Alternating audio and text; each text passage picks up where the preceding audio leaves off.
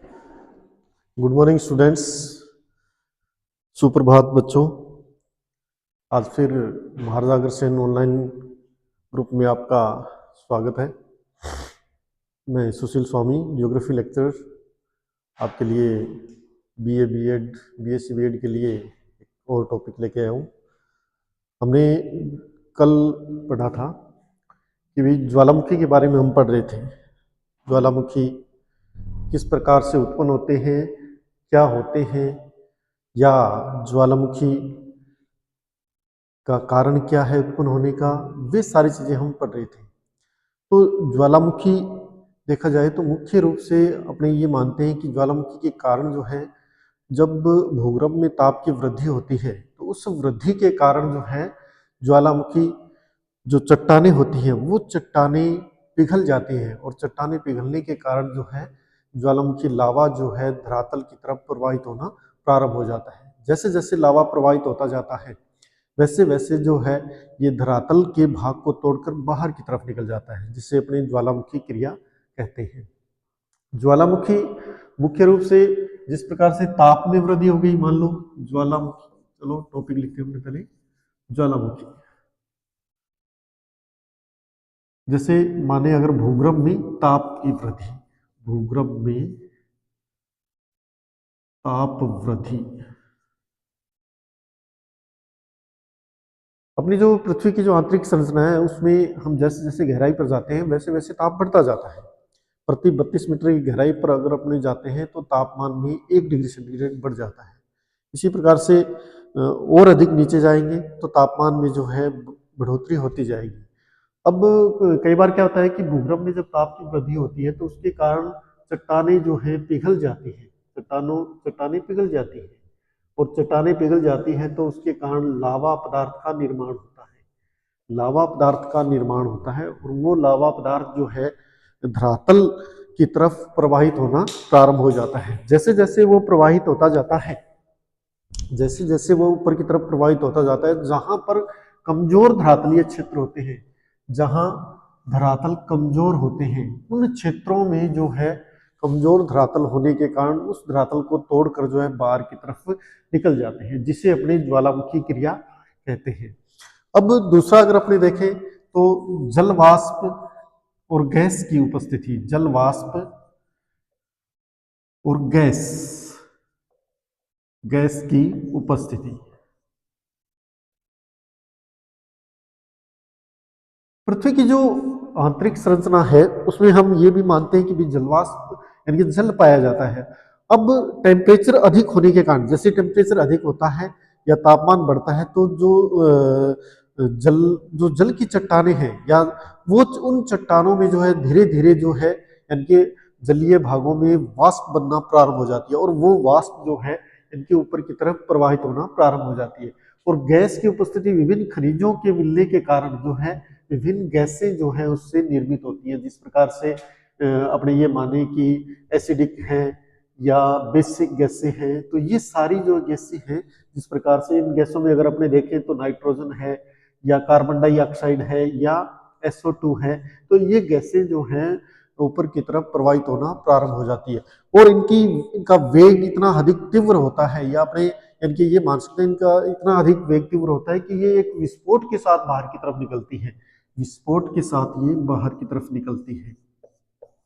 अब जैसे जैसे ये इनकी वाष्प ऊपर की तरफ बढ़ती है तो जहां धरातलीय क्षेत्र इनको कमजोर मिलता है उस धरातलीय क्षेत्र में जो है इनके ये निकलना प्रारंभ हो जाते हैं, और उसके साथ जो है विभिन्न प्रकार की गैसें, जलवाष्प, धूल के कण, या अपने ये माने कि भी कंकड़ पत्थर, बहुत बड़े पत्थर, कई बार तो बहुत बड़े पत्थर जो है ये ज्वालामुखी क्रिया में निकलते हैं। तीसरा अपने अगर देखें तो ज्वालामुखी जो उत्पन्न होते हैं उनका तीसरा कारण अगर देखा जाए तो इस प्रकार से जैसे जैसे यानी कि ये लावा जो पदार्थ होता है, लावा पदार्थ लावा पदार्थ ऊपर की तरफ प्रवाहित होता है, ऊपर की तरफ प्रवाहित होता है, ऊपर की तरफ प्रवाहित होने के कारण जो है ये यानी कि चट्टानों को तोड़ता हुआ जो है बाहर की तरफ निकल जाता है, जिससे अपनी ज्वालामुखी क्रिया कहते हैं। अब ज्वालामुखी के अंग अगर अपने देखें, ज्वालामुखी अंग, ज्वालामुखी अंग, ज्वालामुखी अंग। ज्वालामुखी अंग में मान लो कि इस प्रकार से जो है ज्वालामुखी क्रिया उत्पन्न हो रही है।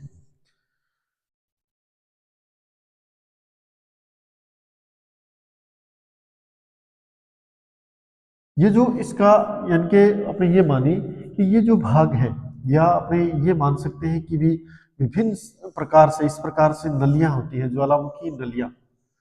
ज्वालामुखी नलियां पृथ्वी की जो आंतरिक संरचना है, उस आंतरिक संरचना से ज्वालामुखी नलियों के द्वारा जो है लावा अवतार जो ज्वालामुखी लावा जो है वो नलियों के द्वारा ऊपर की तरफ प्रवाहित होता है। इन्हें जो है अपनी ज्वालामुखी नली कहेंगे। ज्वालामुखी नली, जिनके माध्यम से ज्वालामुखी लावा ऊपर की तरफ प्रवाहित होता है, और जहां से ये निकलता है उसे अपने जो है ज्वालामुखी मुख कहेंगे। ज्वालामुखी मुख कहेंगे, या इसे अपने जो है क्रेटर के नाम से भी जानते हैं, क्रेटर के नाम से भी जानते हैं, या काल्डेरा के नाम से भी इसको जाना जाता है। अब क्या होता है कि कई बार जब इनके ज्वालामुखी उत्पन्न होते हैं तो वो अपने साथ विभिन्न प्रकार के खनिज पदार्थ, विभिन्न प्रकार के कंकड़ पत्थर, विभिन्न प्रकार के धूल के कण, या विभिन्न प्रकार की गैसें, जल वाष्प, ये सारी चीजें जो है बाहर की तरफ लेकर आते हैं, जिसे अपने पायरोक्लास्ट कहते हैं। इन सभी को सम्मिलित रूप से अपने क्या कहेंगे? पायरोक्लास्ट। पायरोक्लास्ट कहेंगे। तो ये सारी चीजें जो है यानी कि सम्मिलित रूप से पायरोक्लास्ट कहलाती हैं। अब अपने देखते हैं कि भी ज्वालामुखी जो है जो उत्पन्न हो गए, उसके बाद अपने देखते हैं कि ज्वालामुखी की जैसे ही उत्पन्न होते हैं तो उसके बाद में अनेक स्थलाकृतियों का भी ये निर्माण करते हैं। तो ज्वालामुखी स्थलाकृतियां आपने देखें, ज्वालामुखी स्थलाकृतियां, ज्वालामुखी स्थलाकृतियां। अब ज्वालामुखी स्थलाकृतियां हम ये मानते हैं कि भी जहां पर ज्वालामुखी निकलता है वहां पर यानी कि मोटे तौर पर अगर देखा जाए तो ये शंकुनुमा आकृति का निर्माण करती है। तो ज्वालामुखी स्थलाकृतियां जो दो प्रकार से निर्मित होती है, एक तो अंतर्वेधन, अंतर्वेधन अंतर्वेधन स्थलाकृति, या आंतरिक स्थलाकृति जिसे कह सकते हैं अपनी। एक होती है बहिर्वेधन स्थलाकृतियां, बहिर्वेधन या बाहरी तौर पर, बाहरी स्थलाकृतियां, एक आंतरिक स्थलाकृतियां। अब जो बाहरी स्थलाकृतियां जो होती हैं, जिस प्रकार से अगर अपने देखें तो जैसे ही ज्वालामुखी क्रिया उत्पन्न होती है तो बाहरी स्थलाकृतियों में देखा जाए तो अपने यानी कि सबसे पहले अगर देखा जाए तो सिंडर शंकु जिसे अपने बोलते हैं, सिंडर शंकु, सिंडर कोन जिसे अपने कह सकते हैं, सिंडर कोन, सिंडर कोन। ये जिसे अपने राख शंकु भी कहते हैं, राख शंकु, राख शंकु। कई बार क्या होता है कि भी ये जब ज्वालामुखी क्रिया एक स्थान पर कई बार उत्पन्न होती है, एक स्थान पर कई बार उत्पन्न होती है, तो वो धीरे धीरे धीरे धीरे वहां पर जो है राख का एक ढेर बन जाता है, जिसे जो शंकुनुमा आकृति में होता है, जिसे अपने सिंडर शंकु कहते हैं। इस प्रकार की ज्वालामुखी जैसे अपने ये माने वल्केलियन ज्वालामुखी है, या विसुवियस ज्वालामुखी है, तो ये जो है यानी कि शंकुओं का निर्माण करते हैं, जिसमें राख परत दर परत जो है राख बिछा दी जाती है, जिसे अपनी सिंडर शंकु के नाम से जानते हैं। दूसरी आकृति अगर अपने देखें कंपोजिट शंकु, कंपोजिट शंकु, कंपोजिट शंकु, या जिसे अपने मिश्रित शंकु भी कहते हैं, कंपोजिट कोन या मिश्रित शंकु भी इसे अपने कह सकते हैं, मिश्रित शंकु। कहने का मतलब कि यानी कि मिश्रित शंकु में क्या होता है कि विभिन्न प्रकार की राखें, विभिन्न प्रकार के जो है जलवाष्प है, या विभिन्न प्रकार से जो कंकड़ पत्थर हैं वो मिश्रित रूप से पाए जाते हैं, और इनका निर्माण भी एक शंकु के समान पाया जाता है। इस कारण इनको जो है मिश्रित शंकु अपने कहते हैं। इसी प्रकार से तीसरे प्रकार की जो स्थलाकृति बनती है इसे अपने परिपोषित शंकु वाली कहते हैं, परिपोषित शंकु, परिपोषित शंकु, या पैरासाइट कोन जिसे अपने कह सकते हैं, पैरासाइट कोन, पैरासाइट कोन जिसे अपने कह सकते हैं। पैरासाइट कोन किस प्रकार से निर्मित होते हैं, जैसे कि अपने ये माने कि भी एक जिस ऐसे इस प्रकार से शंकु का निर्माण हो रहा है ज्वालामुखी क्रिया के अंदर। अब क्या होता है कि ये तो मुख्य नली होगी ज्वालामुखी की, ये मुख्य नली हो गई, मुख्य नली। लेकिन कई बार क्या होता है कि अनेक नलियां जो है इस प्रकार से ज्वालामुखी में जो है यहाँ से एक नली और हो गई, यहाँ से एक नली और हो गई, इस प्रकार से जिन भागों में, जैसे मान लो यहाँ से भी जब ज्वालामुखी उत्पन्न होता है, यहाँ से भी ज्वालामुखी, यहाँ से भी ज्वालामुखी, तो यहाँ पर जो शंकु निर्मित होते हैं, ये जो शंकु हो गए, ये जो शंकु हो गए, ये शंकु हो गए, यहाँ पर जो शंकु निर्मित होते हैं वो प्रीपोषित शंकु कहलाते हैं। प्रीपोषित से मतलब ये हो गया कि वो मुख्य नली पर आधारित होते हैं, यानी कि उनका जो वितरण देखा जाए तो वो जो है मुख्य नली पर आधारित होते हैं कि भाई, यानी कि इस नली पर जो है ये पोषण, इनको मुख्य नली से इनको पोषण मिल रहा है, यहाँ से इस प्रकार से जो है ये, यानी कि मुख्य शंकु पर आधारित होते हैं। तो इस प्रकार से इनकी स्थलाकृतियां जो होती है प्रीपोषित शंकु वाली कहलाती है। इसके बाद अपने देखते हैं डाट गुंबद। डाट गुंबद, डाट गुंबद। कई बार क्या होता है कि जब ज्वालामुखी क्रिया पूर्ण हो जाती है, जब ज्वालामुखी अपने ये माने कि पूर्ण हो जाएगी, तो उसके बाद में देखा जाता है कि भी, यानी कि यहाँ पर जो है, यानी कि ये मान लो कि ज्वालामुखी क्षेत्र है, ये कोई ज्वालामुखी निकल रहा है और यहाँ पर ये भाग है, मान लेते हैं ये भाग है, ये ज्वालामुखी मुख है। अब यानी कि कई बार जब ज्वालामुखी शांत हो जाता है, तो ज्वालामुखी शांत होने के बाद में जो है यहाँ पर जो है मलबा पदार्थ या लावा जम जाता है, लावा जम जाता है। लावा के जमने से यानी कि ये भाग जो है एक डाट के समान कार्य करता है, जिसे अपने डाट गुंबद कहते हैं, क्योंकि यहाँ पर जो है जैसे जैसे यानी कि मलबा पदार्थ, लावा पदार्थ जमता जमता जाता है, और जो है इस प्रकार से डाट गुंबद के समान इसका निर्माण हो जाता है। कहने का मतलब ये एक, ये मान सकते हैं एक ढक्कनदार दवात के समान अपने को दिखाई देता है, ढक्कनदार दवात के समान दिखाई देता है। यानी कि उसी प्रकार से जैसे एक, यानी कि बोतल होती है, उस बोतल पर जब डाट लगाई जाती है तो वो उसी डाट के समान ये यहाँ पर अपने को दिखाई देते हैं, जिसे अपने डाट गुंबद कहते हैं।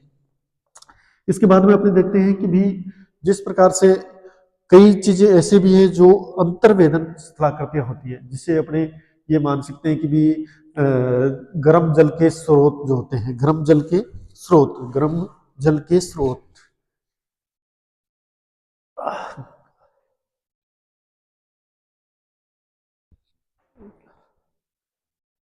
अंतर्वेदन अंतर्वेदन स्थलाकृतियों में अगर अपन देखें, अंतर्वेदन क्रिया इसकी, अंतर्वेदन क्रिया, अंतर्वेदन क्रिया में अगर देखा जाए तो इस प्रकार से, जिस प्रकार से गर्म जल के स्रोत अगर माने अपने, गर्म जल के स्रोत, गर्म जल के स्रोत से मतलब ये हो गया कि ऐसे क्षेत्र जहां पर, यानी कि अपने ये माने कि भी गर्म जल उत्पन्न होता है। कई बार क्या होता है कि यानी कि अत्यधिक टेम्परेचर के कारण जैसे ही जल भी इसके साथ निकलता है, तो कई कई बार जब ये, यानी कि देखा जाए तो ज्वालामुखी क्रिया जब पूर्ण हो जाती है तो उसके बाद में ऐसे क्षेत्र पाए जाते हैं जहां पर यानी कि जल, गर्म जल निकलता रहता है, गर्म जल निकलता रहता है। इसका सर्वोत्तम उदाहरण अगर अपने देखें तो हिमाचल के मणिकर्ण में, हिमाचल क्षेत्र में जो मणिकर्ण है, वहां पर इस प्रकार के गर्म जल के स्रोत अधिकतर पाए जाते हैं। तो ये गर्म जल के स्रोत होते हैं और इनमें जो है खनिज पदार्थ भी पाए जाते हैं, अनेक प्रकार के खनिज पदार्थ भी पाए जाते हैं। जिस प्रकार इनके कई गंधक से निर्मित, यानी कि गंधक खनिज से निर्मित, गंधक खनिज मिश्रित जो है जल, गर्म जल निकलता है, तो उसके वो जो है यानी कि गंधकीय गर्म जल स्रोत अपने उसे कह सकते हैं। या जिसे अपने ये मान सकते हैं कि यानी कि कई बार क्या होता है कि गंधकीय जल स्रोत से अनेक जो बीमारियां हैं, त्वचा त्वचा संबंधी जो बीमारियां हैं, वो त्वचा संबंधी बीमारियां भी इससे दूर होती है। कहते हैं कि इनमें नहाने से, यानी कि अपने ये देखा जाए धार्मिक मान्यता भी है कई स्थानों पर कि इनमें नहाने से त्वचा के रोग दूर हो जाते हैं, या इनकी त्वचा जो है अपने ये मान सकते हैं कि साफ हो जाती है। तो इनके गंधक के कारण वो त्वचा वहां पर साफ हो जाती है। इसी प्रकार से अगर और आंतरिक क्षेत्र, आंतरिक स्थलाकृतियां या आंतरिक क्षेत्र उनके कारण देखें, तो जिस प्रकार से अगर अपने ये देखा जाए कि भी गीजर, इनके ज्वालामुखी के कारण गीजर भी उत्पन्न होते हैं, गीजर, गीजर, या अपने गीजर शब्द जो है आइसलैंड का शब्द है, आइसलैंड, आइसलैंड का शब्द है, आइसलैंड का शब्द है जिससे गेसिर से बना है ये, गेसिर, गेसिर, गेसिर का मतलब है कि उछलता हुआ, ग्लेशियर उछलता हुआ। तो कहने का मतलब यानी कि कई बार यानी कि आइसलैंड के अंदर ऐसे अनेक गीजर पाए जाते हैं जो यानी कि गर्म जल को जो है यानी कि फुहार के रूप में ऊपर की तरफ या स्पोटर के द्वारा जो है अपने ये मान सकते हैं कि वहां से यानी कि समय समय पर जो है इस प्रकार से, जैसे मान लो कि ये ज्वालामुखी मुख है, यहाँ से यानी कि जो जल है वो समय समय पर इस प्रकार से गर्म जल जो है या एक गीजर के समान जो है या एक ग्लेशियर के समान जो है ये उछलता हुआ जल यहाँ पर पाया जाता है, जिसे अपने गीजर कहा जाता है, गीजर कहा जाता है। तो इस प्रकार से जो है यानी कि ये भी एक गर्म जल का स्रोत होता है। इस ये भी यानी कि क्योंकि पृथ्वी की आंतरिक संरचना से ये जल जो है वाष्प के साथ निकलता रहता है, इसलिए इसको जो है अपने गीजर कहा जाता है।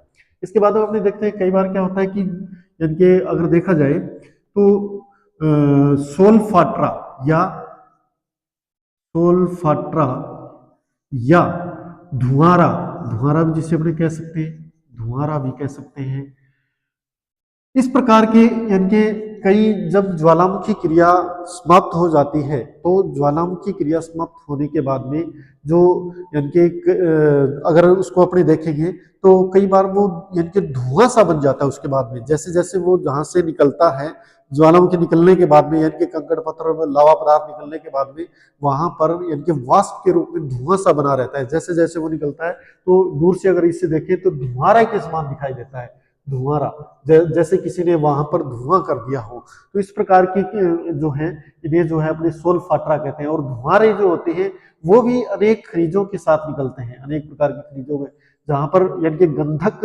अधिक होता है, जिसमें गंधक की मात्रा जहां पर अधिक होती है उसे गंधकीय धुआंरा भी अपने कह सकते हैं। तो इस प्रकार से यानी कि ज्वालामुखी जो क्रिया उत्पन्न होती है और ज्वालामुखी जो है इनकी स्थलाकृतियों का निर्माण होता है।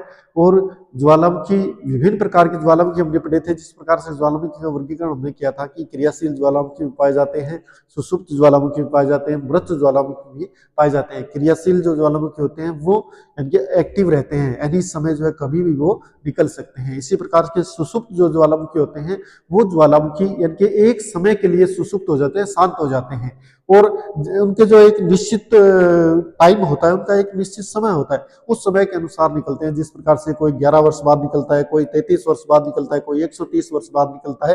तो इस प्रकार से उनके निकलने का समय निश्चित हो जाता है कि एक बार जब निकल गए तो उसके बाद में इसी समय के बाद में वो निकलेंगे। इसी प्रकार से कुछ ऐसे ज्वालामुखी भी होते हैं जो मृत हो जाते हैं। मृत का मतलब ये हो गया कि वो यानी कि शांत हो जाते हैं बिल्कुल, उसके बाद में उनके निकलने की कोई भी संभावना नहीं रहती है। तो ऐसे ज्वालामुखी जो है शांत ज्वालामुखी कहलाते हैं। जिस प्रकार से अपने अगर देखें ईरान का को सुल्तान ज्वालामुखी है या और जो देवबंद ज्वालामुखी है, तो इस प्रकार के ज्वालामुखी शांत ज्वालामुखी कहलाते हैं। अब उसी प्रकार से हमने पढ़ा था कि ज्वालामुखी के प्रकार या ज्वालामुखी का अगर वर्गीकरण देखा जाए तो इस प्रकार से वल्केनियन प्रकार के ज्वालामुखी पाए जाते हैं, हवाई प्रकार के ज्वालामुखी पाए जाते हैं, विषुवीय प्रकार के ज्वालामुखी पाए जाते हैं, पिलियन प्रकार के ज्वालामुखी पाए जाते हैं। तो इस प्रकार से ज्वालामुखी का वर्गीकरण भी हमने देखा था। अब यानी कि दो महत्वपूर्ण टॉपिक और अपने देखते हैं, इसमें बिंदु दो और देखते हैं कि भी एक तो होता है ज्वालामुखी क्रेटर और एक होता है ज्वालामुखी काल्डेरा जिसे अपने बोलते हैं। कई बार क्या होता है जब जैसे ज्वालामुखी जो मृत हो जाते हैं उन ज्वालामुखी में धीरे धीरे जो है जल भर जाता है, जिससे अपने यानी कि क्रेटर झील कहा जाता है, या अपने ज्वालामुखी के छिद्र में जब जल भर जाता है तो उसमें क्रेटर झील के नाम से उसको जाना जाता है। कई बार ज्वालामुखी जब शांत हो जाता है कई वर्ग किलोमीटर वो चौड़ा उसका मुख बन जाता है, तो उसे जो है काल्डेरा के नाम से जानते हैं। और इसी काल्डेरा में जब जल भर जाता है तो इसे अपने काल्डेरा झील के नाम से जानते हैं। तो इस प्रकार से जो है ज्वालामुखी के बारे में हमने आज अध्ययन किया। थैंक यू, धन्यवाद स्टूडेंट्स।